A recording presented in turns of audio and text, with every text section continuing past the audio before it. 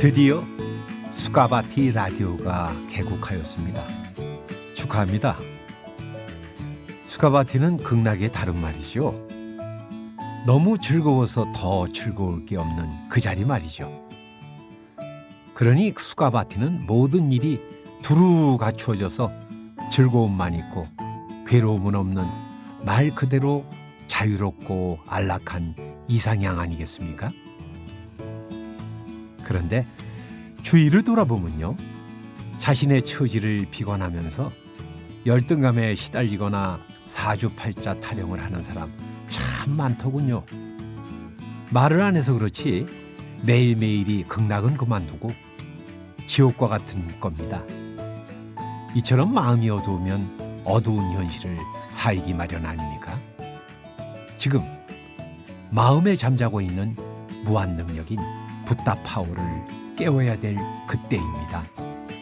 그래서 한껏 즐겁고 거침없는 인생을 살아가는 것이죠. 누구나 말입니다. 자, 그럼 깨워라 붓다 파워 시작하겠습니다. 여기는 수가바티 라디오 교육 채널입니다. 오늘은 우리의 첫 만남을 이상향인 수가바티, 즉 극락에서 가져보기로 할까요? 지금 듣고 계시는 분 중에 혹시 경기도 안양에 계시는 분 있습니까? 수가바티, 극락의 다른 말이 안양, 그렇게 부르더군요. 극락을 번역한 말입니다. 참으로 안심되게 잘한다 이겁니다. 얼마나 좋습니까? 안양이라는 이상향에 사시는 모든 분들 말이죠. 그런가 하면은 광주광역시에는 극락강이 흐르는데요. 거기 극락강역이라고 하는 기차역도 있죠. 자동차로 강을 건너라면 다리를 건너게 되는데 그 다리 이름이 극락교도군요. 그러면 어느 쪽이 극락일까요? 가는 쪽일까요? 오는 쪽일까요? 지금 우리가 수가바티의 전파를 타고 이상향인 극락에 함고 있지요. 하지만 아무래도 서양에서 제일 널리 알려진 이상향 하면 아마 유토피아가 아닐까요? 영국의 토머스 모어의 장편소설, 그 제목이 유토피아입니다. 그 뜻을 알고 보면요, No place, nowhere, 즉 어디에도 없다는 아름답고도 이상적인 나라를 가리킵니다. 사유재산이었고요, 굶주림과 결핍의 공포도 없이 살아가는 참으로 아름답고도 평등한 이상세 사회를 그리고 있습니다. 그런가 하면 중국인들에게는 무릉도원이라는 이상향이 또 있죠. 저 유명한 귀골의사를 지은 도연명, 그분이 도화원기라고 하는 책을 썼는데 거기에 신선들이 사는 그 나라를 그리고 있습니다. 즉 작품 속의 낙원이죠. 근데 훗날 중국의 어느 어부가요, 후난성에서 복숭아꽃이 만발한 낙원을 발견했다고 합니다. 그래서 거기가 무릉도원 그곳이라던가요. 아무튼 도화, 다시 말해서 복숭아꽃이 피는 동네는 우리들에게도 무척 익숙합니다. 멀리 갈 곳 없습니다. 서울 마포에 가면요, 도화동이라는 이름이 있죠. 우리 옛 노래에도 있지 않습니까? 마포종점이라는, 거기가 도화동입니다. 그런데 그 옛 이름이 복사골이라고 하죠. 그런가 하면요, 강원도 영월에 가면은 또 재미난 이름이 있습니다. 무릉도원면이라고 있지요. 이렇게 말하다 보니까 전국에 복사골이 얼마나 많습니까? 전라도에도 경상도에도 곳곳마다 복사골이 참 많습니다. 아무튼 이 많은 복사골, 여기를 도화동이라는 이름으로 통일했을 때 그 많은 도화동 태생 중에서 가장 유명한 인물을 꼽으라면 누굴까요? 어째 벌써 머리에서 한 분, 두 분 떠오르십니까? 심학규 씨가 제일 아닐까요? 아, 심학규가 누구냐고요? 그가 태어난 도화동이 얼마나 아름다운 곳인지 그 내력을 말씀드리겠습니다. 시냇물은 잔잔히 골짜기를 따라 흘러가고 푸른 언덕 위에는 학이 무리지어 오가며 황금 같은 꾀꼬리는 양료 사이로 날아드는데 소산강의 기러기 때는 북녘 하늘로 날아가더라.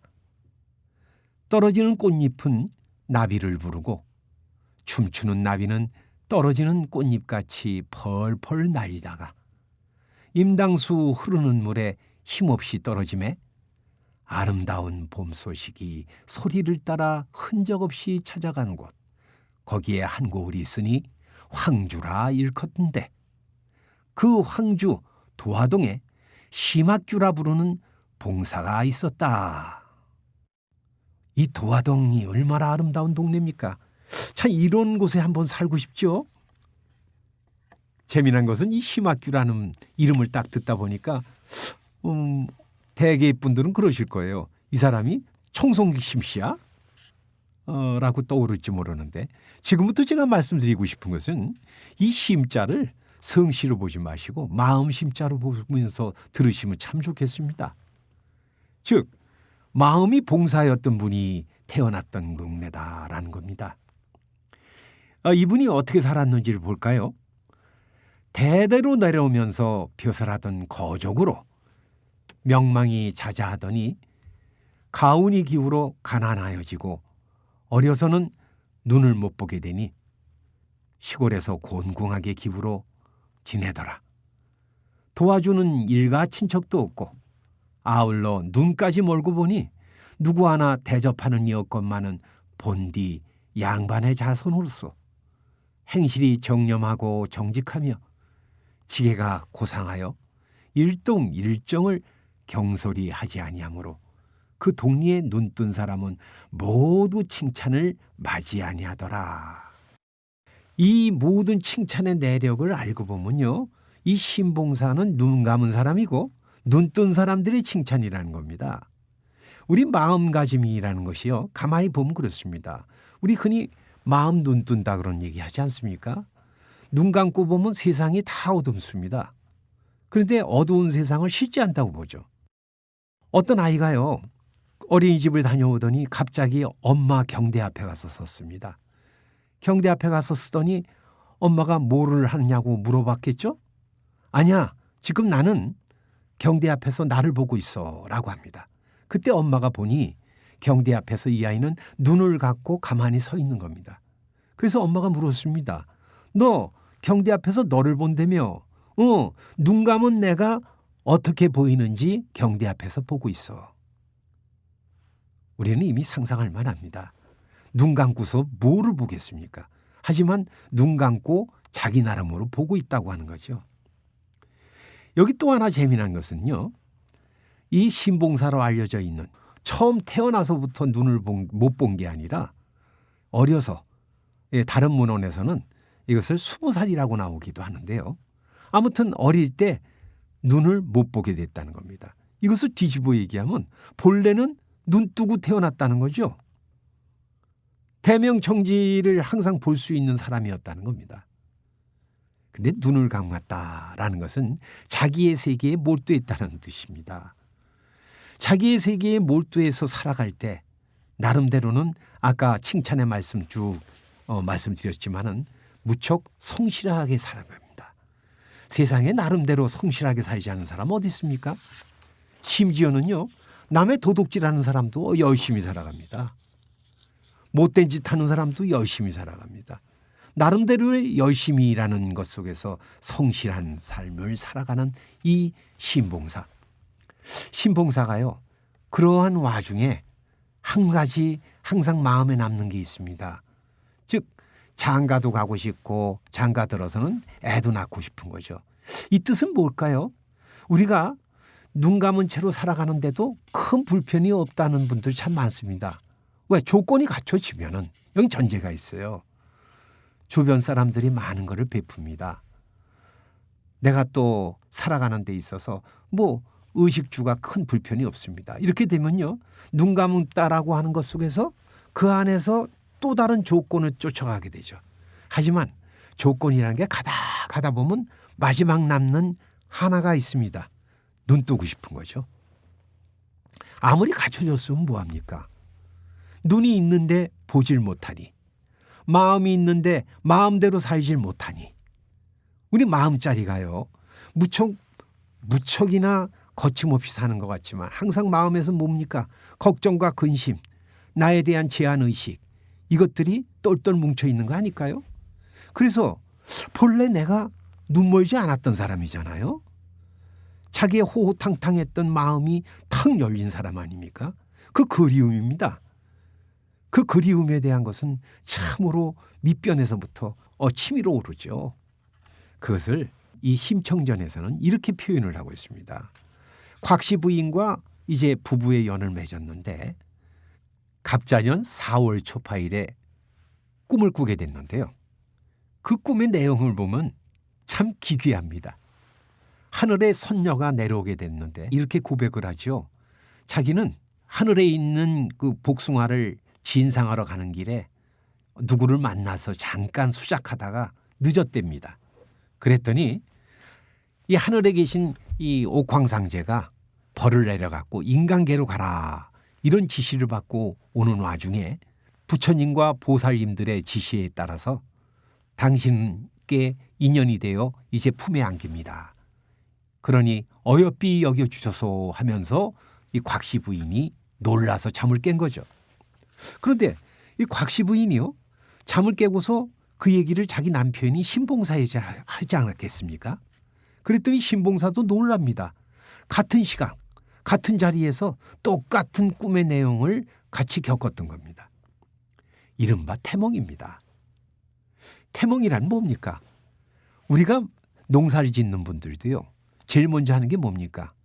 밭을 갈아서 그다음에 이제 뭐예요? 씨를 뿌리죠. 한 아이가 태어나기 전에 징조입니다. 다시 얘기하면 현실적으로 뭐가 드러나기 전에 내 마음에 어떤 씨를 심느냐 이겁니다. 그 씨가 말 그대로 하늘의 선녀더라. 다시 얘기하면 우리 마음에서 이 선녀가 싹이 트기 시작합니다. 내 마음에서 본래 나는 지금 눈먼 사람이 아니야. 나는 이 제한된 의식 속에 사는 사람이 아니야라는 자각이 싹 트게 됩니다. 사실 알고 보면 우리가 그래요. 나라는 사람을 태어나서부터 태어난 모든 과정 안에서 보면은 어느 집안의 아들, 딸로 태어나서 학생이 되고 또 그다음에 진학을 하다가 그 과정에서 직장을 가고 또 결혼을 하든 안 하든 사회인이 돼서 수많이 살아갑니다. 그런데 저 끝은 뭘까요? 어느 나라의 한 장관이 이제 누가 보면 무척 출세한 거죠. 그래서 이제 장관실에 딱 들어가서 장관 자리에 딱 앉았습니다. 그러면서 자기를 돌아보게 됐습니다. 내가 이 자리에 오기까지 얼마나 걸렸던가 하고서 원래 명문 대가 집안의 자손으로 태어나서 학교를 다니면서 공부 잘하고 쭉 하면서 출세 가도를 달렸던 것이 한꺼번에 쭉 파노라마 같이 펼쳐집니다. 그러다가 이 책상 앞에 있는 자기를 발견합니다. 그런데 이 사람이 여기서 한 걸음 더 나갑니다. 자, 그럼 다음 코스는 어떻게 되지? 이제 장관의 임기가 끝나면은 이제 집으로 가방 싸들고 갈 거다. 그때쯤 되면 내 나이가 꽤나 들겠지? 나이 들고 나면 나는 정계를 은퇴하고 이제 뭐를 할까?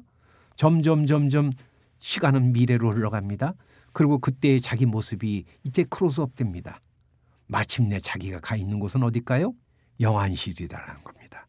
몸뚱이가 나타나서 자기가 가는 코스가 거기더라 생각을 하니까 끔찍한 거예요. 그때 그 사람은요.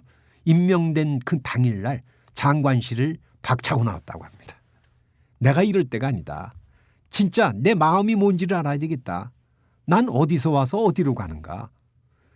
그 능력의 세계는 어떠한가? 무엇에 말미암아 사는가? 지금 내가 이 그림자와 같은 것을 따질 때가 아니더라. 지금 내 마음에 무엇을 심고 있으며 그 심고 있는 그 마음의 능력은 어떠한지에 대한 자기에 대한 신뢰성, 그것이 인생 아니겠습니까? 자, 이렇게 해서 마음의 씨를 심은 신봉사에게 드디어 애가 태어납니다. 그 애의 이름은 다 알고 계시죠? 심청입니다. 근데 심청이란 이름에 앞서서 아이가 태어났을 때 광경을요, 참 그 구성지게도 표현하고 있습니다. 아가 내 딸이야. 아들 겸 내 딸이야. 금을 준들 너를 사며 옥을 준들 너를 사랴. 어둥둥 내 딸이야. 열소경의 한막내요. 귀한 딸이야. 새벽바람에 사초롱 같은 댕기 끝에 구슬 같은 어둥둥 내 딸이야. 얼마나 귀합니까? 이 딸이란 말의 어원을 알고 보면요, 딸려온다는 거거든요. 거기서 나온 말이 딸이죠.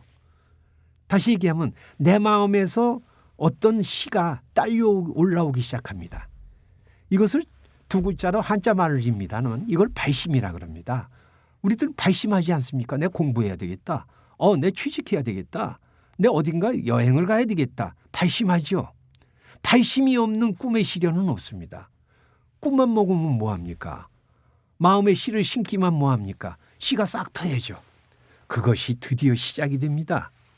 그것을 우리 심청전에서는 이렇게 상당히 극적인 아이의 모습으로서 표현을 하고 있는데, 이 아이를 낳게 된 과정이 곽씨 부인과의 관계에서 나온 거 아닙니까? 그러면 곽씨 부인이라는 분은 뭐였습니까?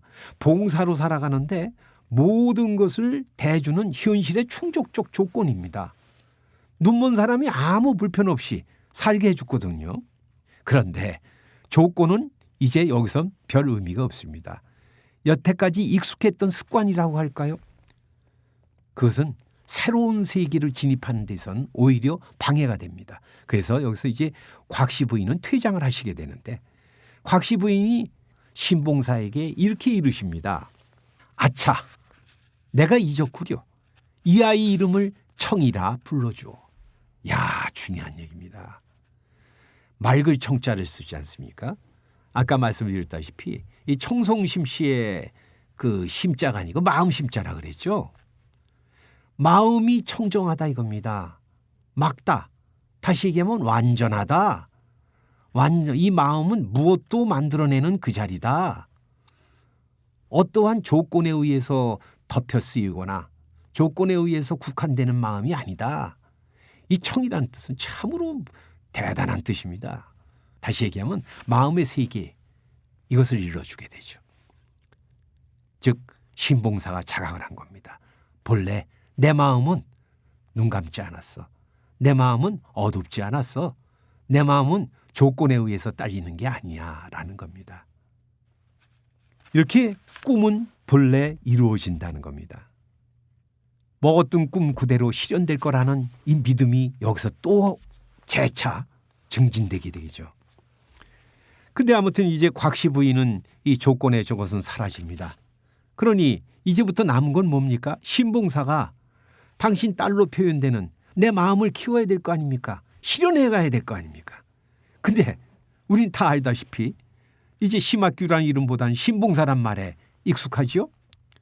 신봉사가요, 원래 맹인이 아니었죠. 맹인이 됐잖아요. 그러니까 아는 것도 많아요. 그때까지 공부했으니까. 그리고 익숙한 함정이 있었어요. 뭐예요? 조건 충족이었죠. 곽씨 부인과 같은 분에 의해서 그때마다 이분은 그 안에서 만족했었지 않습니까? 근데 이것이 사라집니다.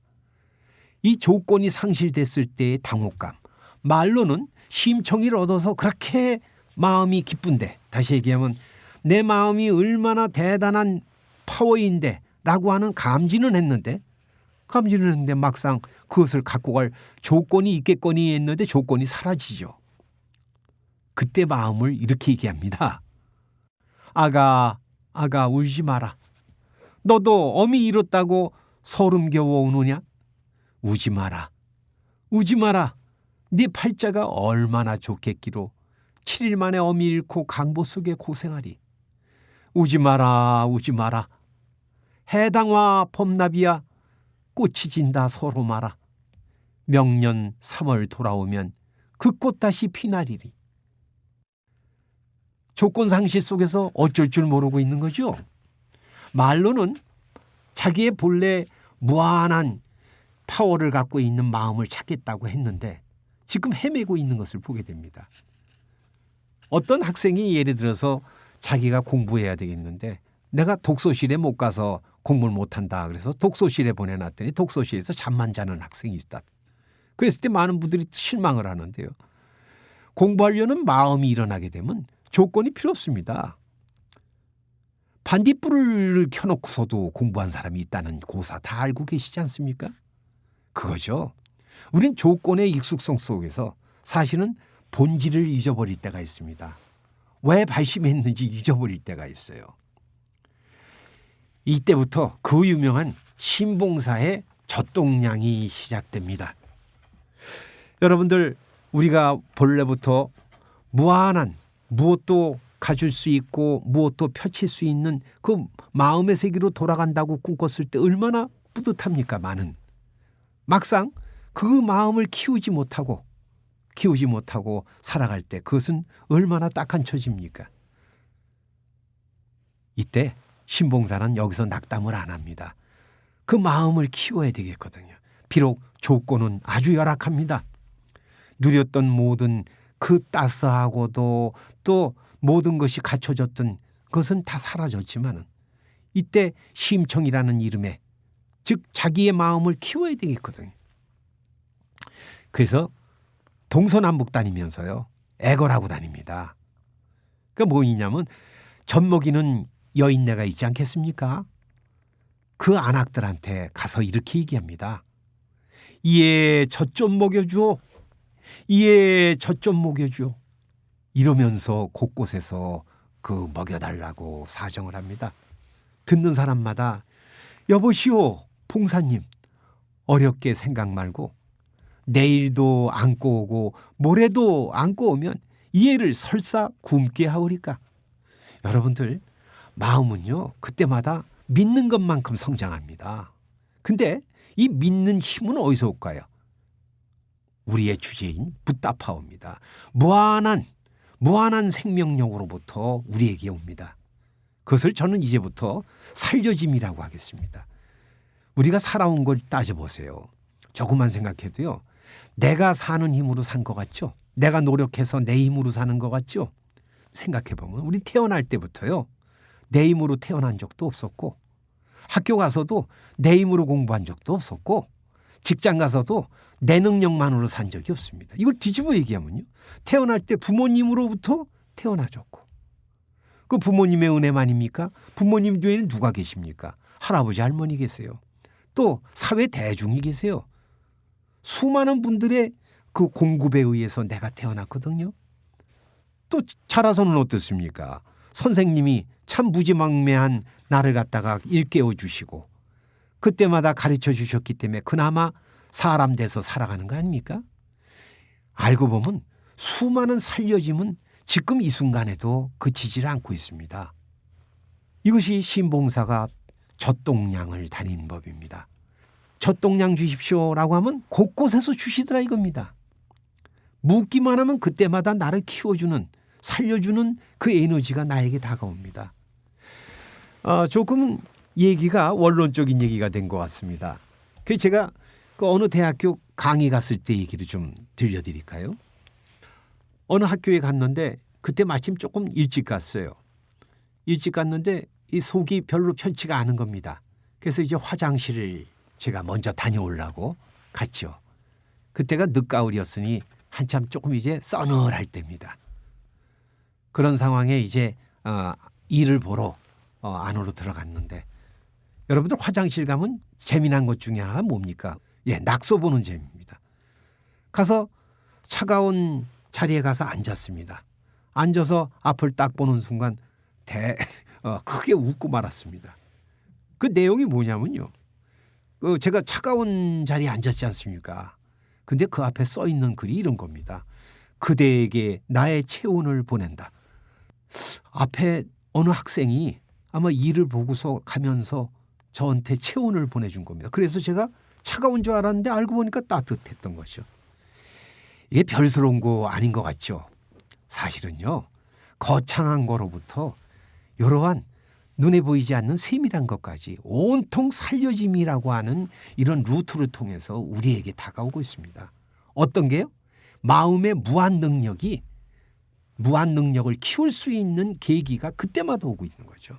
젖동량 하겠다는 사람에게요, 계속 이 살려주고 있는 에너지는 공급됩니다. 그 공급된 모두의 총합을 뭐라 그럽니까? 마음의 무한 에너지다. 이 시간의 제목인 붓다파워입니다. 붓다파워는 이렇게 자라게 되는 겁니다. 무한 능력의 세계는 계속 공급되고 있다. 아무튼 무한 능력을 계속 공급받는 이 심청이라는 표현. 다시 얘기하면 우리의 마음은 이렇게 무한한 세계의 시간과 공간의 주인공이 될 수 있다. 그래서 심청이는요, 6, 7세가 되니, 그러니까 마음 공부를 한 지가 한 6, 7년 된 겁니다. 내 마음이 어둡구나, 내 팔자가 왜 이래 라고 한탄하던 사람이 자기 마음이 얼마나 무한한지를 깨닫기 시작한 지 이제 7년쯤 되니까 자기 소경아비의 손길을 잡고 인도할 정도가 된 거예요. 우리가 가끔씩 마음의 무한 능력을 믿을 때가 있는가 하면 어떨 때는 무척 소심해지고 못난 짓을 할 때가 있죠. 그럴 때 우리는 그렇습니다. 아, 젖동량 다녀지 살려짐의 에너지가 나를 이끌고 있구나. 이렇게 심청이가요, 아버지를 이끌어갑니다. 심청이가 이렇게 계속 이제 아버지를 봉양하는 이제 자리가 돌변했습니다. 여태까지는 신봉사가 자기 마음을 키웠는데 이제 거꾸로 됩니다. 이 마음이 굳건해지니까, 다시 얘기하면 무한 능력의 파이프라인이 터지기 시작했어요. 그러니까 무한 능력이 나라고 하는 어둡고 자기 제한적인 이러한 삶을 이제 키워주기 시작합니다. 그것을 이렇게 표현합니다. 심청이는 그날부터 밥을 빌러 다니기 시작했다. 다시 얘기하면 밥을 빌려서 어떻게 한 겁니까? 아버님 봉양하는 겁니다. 아버님이 누굽니까? 마음의 주인, 봉사라고 이름난 신봉사죠. 마음의 주인을 봉양합니다. 우리 마음은요, 항상 나를 갖다 키워줍니다. 그래서 아버지입니다. 그걸 갖다 소설적 기법으로는 이렇게 표현하네요. 모친 가신 다음으로 앞 못 보는 부친 공양할 길 없사오니 댁에서 잡수시는 대로 밥 한 술만 주옵소서. 참, 마음은요, 우리를 키워주기 위해서 그러니까 장소와 시간과 또 사람을 가리질 않습니다. 밥 한 술만 주옵소서. 그러니까 그쪽에서는 어떻게 합니까? 아가, 어서 불이나 좀 쬐고서 많이 먹고 가거라. 우리 그 참 안 된 얘기지만 많이들 하는 얘기가 있어요. 작심삼일이라는 얘기 다 아시죠? 뭔가를 의욕적으로 뭘 하신다 그러다가 한 3일쯤 되면 아이고 조금 있다 하지, 이만하면 됐지 않아? 라는 한계의식이 올 때가 있어요. 그게 이런 마음이에요. 이 못난 생각이 갑자기 들어오는 거예요. 그런데 마음 본래 바탕은요, 여기에 굴하지 않습니다. 조건 충족에 의해서 마음이 자리하는 게 아니라는 거죠. 이렇게 대답을 합니다. 추운 방에 늙은 부친 나오기만 기다리니 어찌 혼자 먹을 수 있사오리까? 이 얼마나 고운 마음입니까? 아니, 다시 얘기하면 우리 무한 능력은요, 한 번도 끊인 적이 없어요. 내가 이만하면 됐다라고 하는 것에 머물러 본 적이 없다는 겁니다. 지금도 도도한 흐름으로 나를 살려주고 있는 거죠. 근데 이게 조금 아까 말씀드렸다시피요, 조건 충족적인 것, 아까 그것이 돈이 됐든 체력이 됐든 뭐 지력이 됐든 많은 것들이에요. 이런 한계의식이 언제 사라진 듯 하다가 또 등장해요. 이걸 습이라고 그러는데요. 자기 습이 도지입니다. 없어진 줄 알았는데요, 이만하면 됐잖아, 있지도 않은 근거로다가 자기를 한계화시켜요. 그거를 모아주는 게 뭐냐, 그 유명한 장성상댁이 등장을 합니다. 이렇게 나오죠. 이 심청이의 효심이 주변에 멀리 퍼집니다. 그러다 보니까 저 건넌 마을 무릉촌의 장성상 부인이 심소조를 청하니 이렇게 시작이 됩니다. 이 무릉촌, 앞에 말씀드렸죠? 무릉도원에서 나오는 얘기죠. 무릉촌의 가장 우도른, 가장 존경받는 분, 이분은 이제 장성상인데 거기에 부인이 불렀다니 얼마나 이거 영광되고 좋습니까? 여러분들 그렇지 않습니까? 내가 좋은 학교에 갔어. 야, 그렇지. 좋은 학교 갔으니까 내 미래가 보장이 돼. 그러다 보니까 뭐 공부할 거 있겠어? 동문들이 다 해주겠지. 이 학교 간판만 갔으면 되겠지. 이러다가 공부 안 한 사람 참 많습니다. 그런가 하면 어느 직장에 들어갔습니다. 직장에 들어가서 많은 실력을 쌓기 위해서 노력을 했던 사람이 직장에 딱 들어가자마자 아이고 내가 이 자리에 딱 오는 게 목적이었지 하고서 이때부터 자기 일을 갖다가 트레이닝하는 것을 게을리하기 시작합니다. 머물고 있는 거죠. 하루하루 뒤처지지 않겠습니까? 이런 살려짐의 조건 충족, 그것은 상대적 세계에서 머물게 됩니다. 아까 그런 말씀 드렸습니다. 너나 없이 가고 싶은 곳 유토피아. 지금 얘기한 상대적인 세계에서 가고 싶은 것을 이른바 유토피아라고 부릅니다. 근데 이 유토피아는요, 아까 유토피아의 용어 해설했었던 거 기억나시죠? 노예요.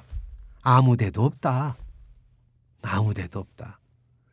나라는 사람이 가고 싶은 또는 있고 싶은 하고 싶은 그 목적격으로서 이것은 아무 데도 없다. 허망한 얘기입니다. 이런 자리에서 보면 그것을 구하려는 마음이 우리를 가난하게 만들고 우리를 어둡게 만들고 있는 거죠. 아, 유토피아에만 가면 내 팔자 고칠 거야. 이 하이라이트가 무릉촌의 장승상집입니다. 여러분들 한참 지금 나름의 마음을 닦아서 내 붓다파워, 이 무한한 능력인 붓다파워를 발휘하겠다라고 하는데 여러분 앞에 큰 금전이나 또는 높은 자리를 갖다가 가지고서 이런 유혹, 제한을 마다할 분들이 몇이나 될까요? 혹시 그것이 나라고 거기에다가 머무는 분들 많지 않을까요? 무척이나 감미로운 얘기로 제안이 옵니다. 그 장승상 부인이요, 이렇게 얘기를 하죠. 심청이한테 전생을 너는 모를 망정 분명한 선녀로다. 도화동에 내가 귀양살이 왔으니 월궁에 놀던 선녀벗 하나를 잃었도다. 무릉촌에는 내가 있고 도화동에 내가 남해. 무릉촌에 봄이 들면 도화동에 꽃피도다. 엄청나죠? 그러니까 네가 살 곳이 어디라는 거예요? 무릉도화가 있는 이 무릉촌이라는 거예요. 우리들 그렇지 않습니까? 이만하면 최상의 조건이야라는 것. 그 안에 안주하고 싶은 마음 저도 가끔 들대요. 예를 들어 지하철을 탔는데요. 10,000원 지하철을 탔는데 참 제 앞에 앉은 사람이 제 내릴 때 같이 내리더라고요. 그런데 어느 때 되면 타자마자 그 다음 정거장에서 내려요. 이게 웬 떡이냐 하고 앉았는데 그 앉고 나니까 얼마나 흐뭇합니까? 오늘 재수가 이거 대단하구나. 기분 좋아가지고 내가 역시 운이 좋은 사람이야. 난 복 많은 사람이야 하고 앉아 있어요. 그런데 한껏 자기에게 도취하는 동안 제가 내려야 될 역을 지나친 경우 한두 번이 아니었어요. 지하철만 역만이겠습니까? 이런 일들이 숱하게 벌어집니다. 곳곳에서 나를 걸려 넘어지게 하는, 내 마음의 무한 능력을 제한시키려고 하는 내 나름의 안타깝지만 잣대들이 우리를 가로막습니다. 이때 적극적인 제안을 하죠. 수양딸이 되라는 겁니다. 여러분, 무릉도원, 다시 얘기하면 유토피아에서 거기서 상속자가 되게 하는 건데 이게 엄청난 얘기죠. 근데 이 무학 능력 그 자체는요, 도저히 상대적 조건이 담을 수 없는 거죠. 어떻게 여러분들은 이 허공을 갖다가 감히 조그만 건물이나 그릇에 담겠습니까? 그게 우리의 본래 참 능력의 세계거든요. 그래서 이 무한한 능력인 붓다파워는요, 이렇게 얘기합니다. 부인 은혜를 입어오면 이 몸은 부귀영화 누리려니와 안 못 보는 우리 부친 사철의 복 조속공양 뉘있어 하오리까. 참 이겁니다. 우리가 부귀영화를 누리는 것도 내가 무한 능력을 발휘하는 가운데서 나타나는 현상이지 그게 목적은 아니죠. 예? 그 권태로움을 어떻게 합니까? 서양의 우화가 하나 있습니다. 어떤 사람이요, 직장을 다니는데 너무나 고된 거예요. 그리고 되는 일도 없고 자기 미래를 생각해 암담한 거예요. 항상 쫓기게 됩니다. 매일 술독에 빠져서 어쩔 줄 몰랍니다. 그런데 어느 날요. 갑자기 아침에 눈을 떴는데 기가 막힌 곳에 와 있는 거예요. 인류 호텔 스위트룸에 딱 누워 있는 거예요. 이게 웬일인가 하고서 벌떡 일어났죠.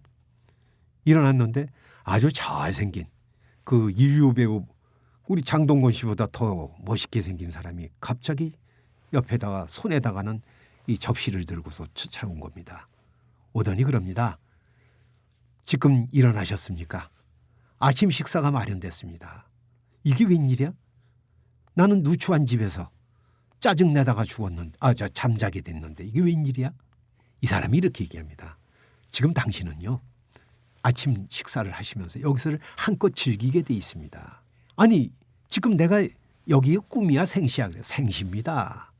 당신은 여기 올만 하시기 때문에 여기 온 겁니다. 하면서 이때부터는 이 사람이 직장 나가지 않아도 되고 사람들과 다툴 일도 없고 이 안에서 먹고 싶은 거면 금방 대령하고 입고 싶은 옷이 있으면요 최고 인류 브랜드의 옷이 달려오고 모든 게 갖춰줍니다. 근데 이것이 하루, 이틀, 3일, 일주일이 지났습니다. 지나다 보니까 이 사람이 너무 무료한 거예요. 왜? 마음만 먹으면 다 갖다 바치니까. 그래서 아까 왔던 그 심부름하는 하인에게 얘기합니다. 여보시오, 내가 하도 무료하니까 저기 벽에 달린 액자에 이걸 갖다 옮겨야 되겠어. 그래서 내가 못질을 해야 되니까 망치 좀 갖다 주시오 그랬습니다. 그랬더니 그 하인이 이렇게 얘기합니다. 무슨 말씀입니까? 주인님은 여기서 일을 하시면 안 됩니다. 저한테 시키십시오. 아니 내가 한다니까 너무 심심해서 여기 못질이라도 하려고 그럽니다. 그랬더니 안 되신다니까요. 여기의 법칙은요. 당신은 가만히 계시면서 받아만 먹으면 되는 겁니다. 그 말을 듣고 있던 이 사람이 화를 냅니다. 아니 천국에서 내가 보니까 이 천국에 태어나서 내가 지금 이것도 못한다는 얘기야 이렇게 얘기합니다. 그랬더니 하인이 눈이 동그래집니다. 주인님 뭐라고 그러셨습니까? 여기가 천국이라고요?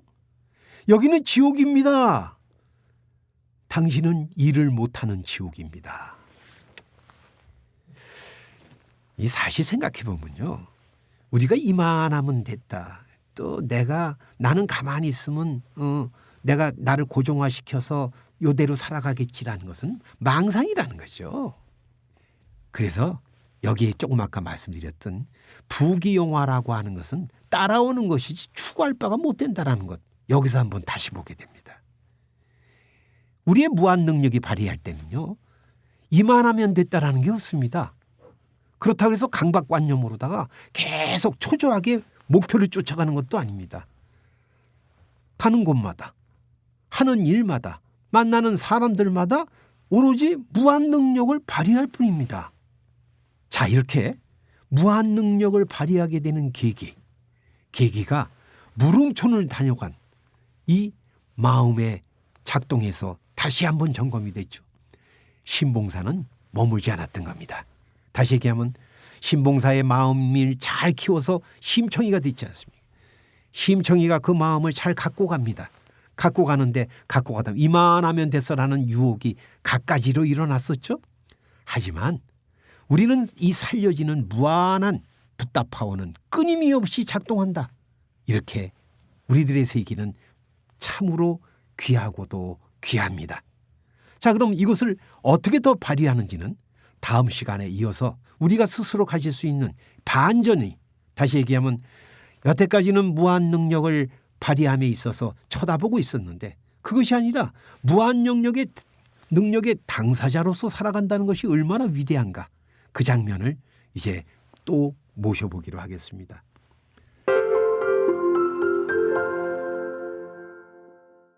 깨어라 붓다파워는 우리의 잠자고 있는 무한 능력인 붓다파워를 깨우는 시간이죠. 다만 깨면 됩니다. 유토피아는 노웨어 아무데도 없다고 했죠. 하지만 아무데도 없다는 것은 어디고 가능하다는 겁니다. 붓다파워에 눈을 뜨고 보면요. 이미 극락 수카바티를 거침없이 살아갑니다. 이처럼 본래 부타파워의 주인공이라는 사실에 눈뜨면서 오늘 깨어라 부타파워 여여와 함께 하셨습니다. 여기는 수카바트 라디오 교육 채널입니다.